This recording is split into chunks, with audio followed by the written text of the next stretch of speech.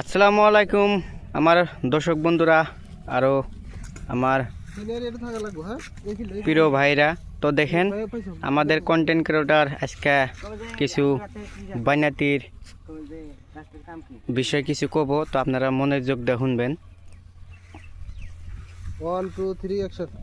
আসসালামু আলাইকুম। এ রে রে রে বস 1 2 3 অ্যাকশন। আসসালামু আলাইকুম। তো মেলা টাইম ধরে এখানে খারাপ আছেন, এটা কি গাছ দোস্ত? এটা দোস্ত এটা বইবুল্লা গাছ করে পায়।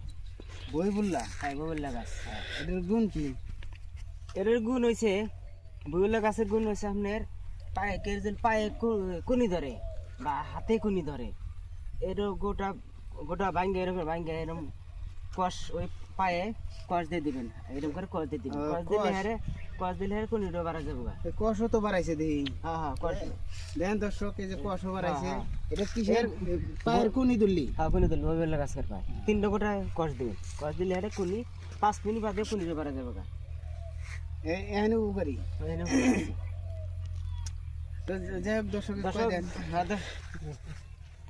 তো দর্শক বন্ধুরা, তো আপনারা শুনলেনি, তো কয়া দিল কবিরা সিগিরি করে।